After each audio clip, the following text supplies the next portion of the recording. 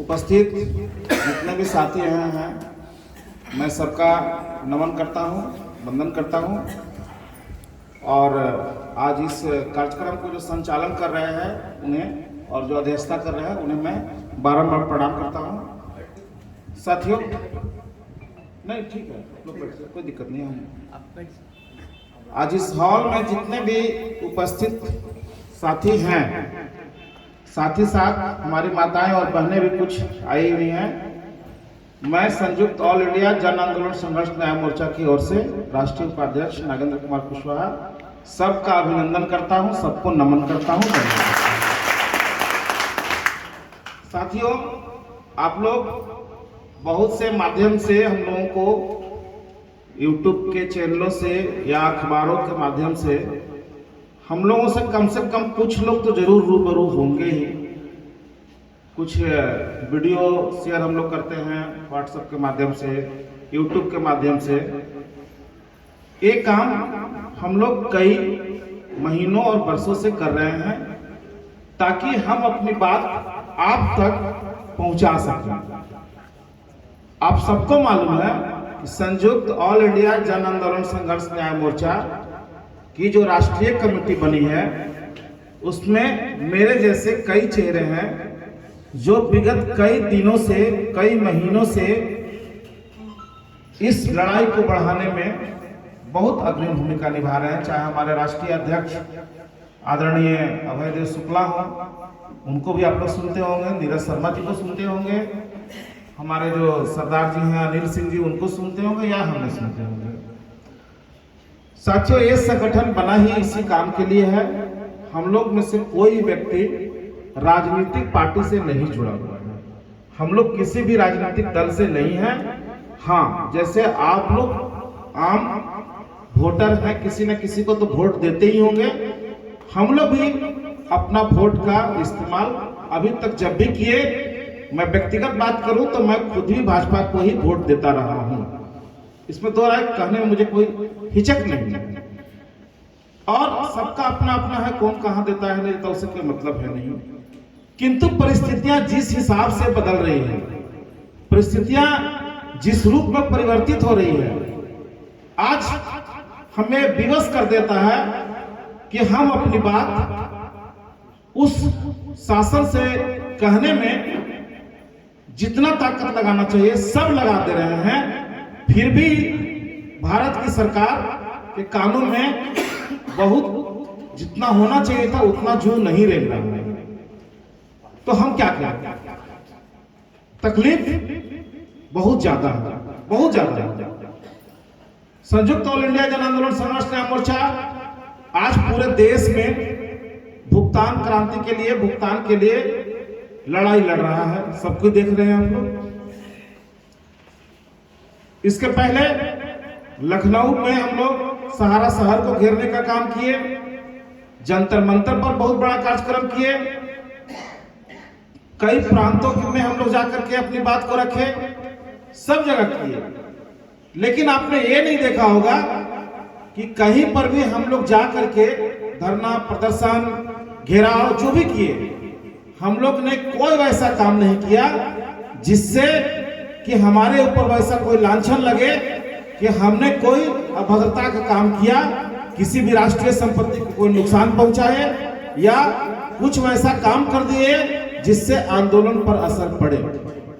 आज कुछ साथी यहां बोल रहे थे, इसीलिए इस बात को कहना पड़ रहा है कि हमारा नेतृत्व जो है उसी तरीके से कि हम रेल रोको या रोड जाम कर दो, सरकारी संपत्तियों को नुकसान कर दो, ये आंदोलन हमारा वैसा नहीं है, हम उस पर भरोसा नहीं करते। ये आंदोलन है कि जो हमको राइट्स मिला हुआ है संवैधानिक दायित्वों के तहत में, उस पे ही हम काम करेंगे।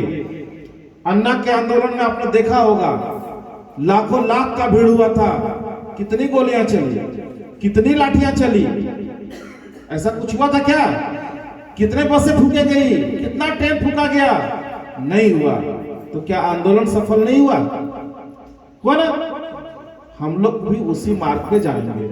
गांधी जी इतना बढ़िया से अंग्रेजों के साथ लड़े और उनको नाको चने चबवा दिया और आजादी लेकर के आए। ये सच्चाई है कि नहीं है? हमको भी उस रास्ते पे जाना है। कुछ चीजें जो है उसमें थोड़ा सा हम लोग परिवर्तन किए हैं। गांधी जी की जो नीतियां थी उस नीति में थोड़ा सा हम लोग कुछ और अलग से जोड़ दिए हैं। लेकिन हमारा कोई भी आंदोलन इस तरीके का नहीं होगा जिससे कि आंदोलन पर असर पड़ जाए और हम अपनी सरकारी संपत्तियों को नुकसान कर दें। ऐसा काम नहीं करना है, क्योंकि राष्ट्र की संपत्ति हमारी अपनी संपत्ति है। इसलिए ऐसा कोई बात ना करेंगे आगे से, इसका ध्यान रखेंगे। साथियों, किसी भी आंदोलन में जब हिंसा घुस जाता है तो वो आंदोलन बहुत दूर तक नहीं चलता है। इस देश का इतिहास रहा है। और जब जब अहिंसा के माध्यम से आंदोलन हुआ है वो आंदोलन जीता गया है और उसमें जीत सुनिश्चित होती है। तो हम उसी रास्ते पर चल रहे हैं।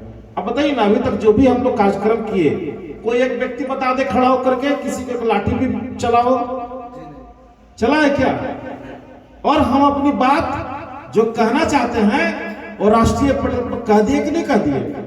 आपने देखा होगा अभी 9 नवंबर और 15 नवंबर को जो हम लोग पूरे देश में कार्यक्रम किए, जिस कार्यक्रम के बाद भारत सरकार का कान खड़ा हो गया, राज्यों की सरकारें का कान खड़ा हो गया, इंटेलिजेंस ब्यूरो का कान खड़ा हो गया, सारा सर्वे हमारे फेवर में आया कि इस आंदोलन को अगर नहीं रोका गया, इनका समाधान नहीं किया गया तो आने वाला 2024 जो है वर्तमान भाजपा सरकार के लिए केंद्र की सरकार में वापस आना बहुत मुश्किल हो जाएगा।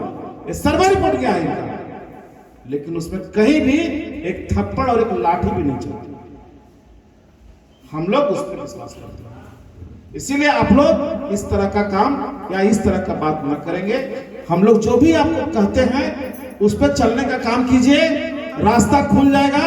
और आपको हम बता रहे हैं कि 80% तक, कान खोल ले सुन लो साथियों, अभी जो 2-4 दिन के अंदर जो चीजें डेवलपमेंट हो रहा है बहुत तेजी के साथ में, 80% हम इस लड़ाई को जीत चुके हैं। 80% जीत चुके हैं। भले चंपारण के लोग और हजारीबाग के लोग बहुत देर से जागे हों, लेकिन बहुत से प्रदेशों के लोग और यहाँ के भी लोग बहुत पहले से जाग चुके थे। पता चल चुका था कि ठगी हो चुकी है हम लोगों के साथ में। इसीलिए हम और ज्यादा देर नहीं करेंगे। हम अपने जमाकर्ताओं के लिए रात दिन एक कर देंगे, अपना खून पसीना बहा देंगे। लेकिन जिस जिम्मेवारी से उनका पैसा का हम इन्वेस्टमेंट करवाए हैं इस कंपनी में, उसी जिम्मेवारी के साथ वो जिम्मेवारी लेते हुए उनका हम भुगतान भी करेंगे। और जो साथी इस भुगतान की लड़ाई में साथ दे रहे हैं, चल रहे हैं, वो डिप्रेशन में नहीं जा रहे हैं। उनके जमाकर्ता भी उनको साथ दे रहे हैं कि मेरा जो कार्यकर्ता है वो मेरा भाई है, मेरा बंधु है, इसको मदद हम करेंगे तभी हमारा काम हो पाएगा। और इसमें कोई दो राय नहीं है कि आज की तारीख में जो स्थितियां बनी है, जमाकर्ता और कार्यकर्ता दोनों को मिल करके लड़ना होगा। खुल्लम खुल्ला बोल रहे हैं, हो सकता है इससे बहुत सारे जमाकर्ता साथी मेरे होंगे, लेकिन अब तो जो कार्यकर्ता थे वो भी जमाकर्ता हो गए। अब एक कार्यकर्ता बचे कहां? इनकी भी तो जीवन भर की कमाई वहीं रह गई, और जो आपका जो करवाए वो तो है ही। तो क्यों ना हम लोग दोनों ही मिल करके इस लड़ाई को लड़ लें। और 80% हम लोगों को कामयाबी मिल चुका है। थोड़ा सा और इसको स्पीड को बढ़ा देना है, सफलता हम लोगों को कदम चुमेगा, इसमें दो राय नहीं है। साथियों, हम बात करें फिर से वहीं से कि सहारा इंडिया परिवार कहा जाता था ना, उस परिवार का हिस्सा हम लोग सब कोई थे। सुब्रत राय ने जिस परिवार की परिकल्पना की थी विगत 45 सालों से, हम भी उस परिवार का अपने हिस्सा मानते थे। लेकिन हमको नहीं पता था कि जिस परिवार का हम अपने आप को हिस्सा मानते हैं, मार्केट में जो हमारी बात कहने में और समझने में आसानी होती थी कि हम सहारा इंडिया परिवार के सदस्य हैं, उसमें हमें ये पता नहीं था कि वो हमको कितना घातक सिद्ध हो जाएगा। हम रोजी रोटी की तलाश में आए थे, लेकिन वो रास्ता सीधे का सीधे मौत की तरफ बढ़ रहा है, ये किसी को नहीं पता था। ये परिवार सिमट के रह गया कुछ व्यक्तियों में, सुब्रत राय उनकी दोनों बहुएं, उनकी पत्नी, उनका बेटा, पोता और पोती, इतने में ये परिवार सिमट के रह गया। बाकी को रोड पर, सड़क पर छोड़ दिए लवारिस के रूप में कि जाओ मरो, यही ना। परिणाम स्वरूप 1000 से ज्यादा लोग हमारे आत्महत्या कर लिए। आए दिन अखबारों में देखते होंगे आप लोग। लेकिन हम लोग भी इस चीज की तैयारी कर लिए। संयुक्त ऑल इंडिया जन आंदोलन संघर्ष न्याय मोर्चा के लोगों ने कमर कस लिया कि जिस परिवार को बना करके सुब्रत राय ने सड़क पर लवारिस की तरह छोड़ दिया, उसे हम अपनाने को तैयार हैं, हम उसके साथ चलने को तैयार हैं, उसे अपना परिवार मानने को तैयार हैं और आपको अपने परिवार के साथ जोड़ने को तैयार हैं। और आज उसी काम के लिए हमें आए।